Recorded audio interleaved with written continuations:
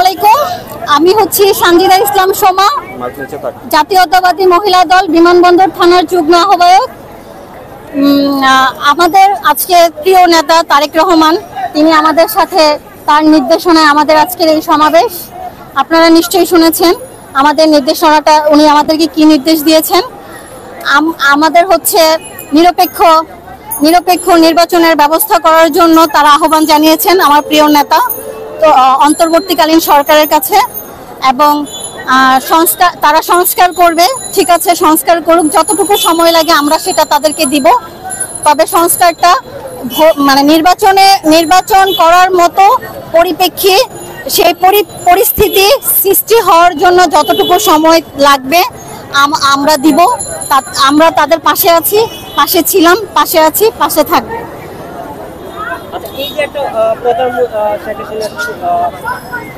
ভাই, শেখ হাসিনার কথা বলেন আর প্রধানমন্ত্রী বললেন না, ওনাকে আর প্রধানমন্ত্রী বললেন না। ভাইরাল হয়েছে চট করে বাংলাদেশে ঢুকে যাবে, ঢুকতে বলেন না। এই কেউ যদি ঢুকে, আমরা তো চাই ঢুকতে। সে কেন পালিয়ে গেছেন? সে তো এক কাপড়ে পালিয়ে গেছেন। আর সে ঢুকুক না, আমরা তো ঢুকতে বলতেছি। আমরা তো তাকে দেশ থেকে বিতাড়িত করিনি। আমরা কি একবারও বলছি স্বৈরাচারী শেখ হাসিনা দেশ থেকে বিতাড়িত হোক?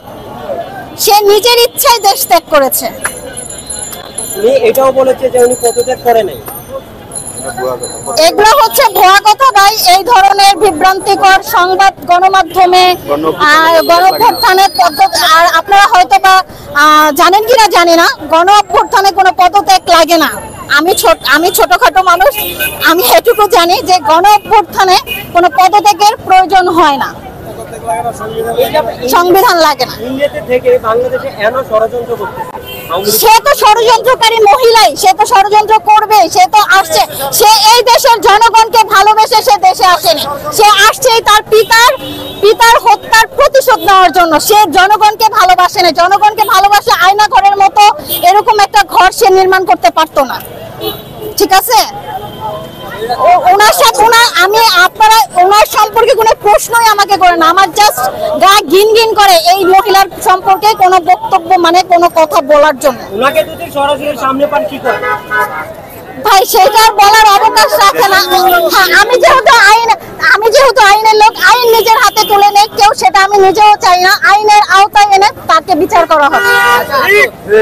যদি শেখ হাসিনা না পালাতো, আপনি একজন আইনজীবী হিসাবে তাকে এই দেশের জনগণ কি করবে, কি মনে হয়? শোনেন, জনগণ আপনারা সবাই দেখেছেন, আমি যা দেখেছি আপনারাও তাই দেখেছেন। জনগণ কি করতো সেটা জনগণের হাতে। তবে আমি একজন আইনের ছাত্রী হিসেবে বলতে চাই, অপরাধ যত বড়ই হোক না কেন, তাকে আইনের আওতায় এনে বিচার করা হোক।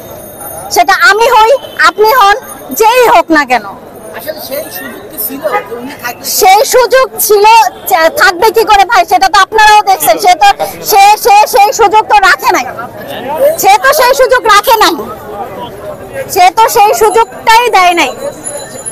আমি আসলে এই ব্যাপারে কোনো বক্তব্য দিতে রাজি না। আমি আসলে তো, যেহেতু আমি ঘটনাস্থলে ছিলাম না, সেহেতু কে পালানোর জন্য তাকে সহযোগিতা করেছে, এই বক্তব্যটা আমি নাই দিই।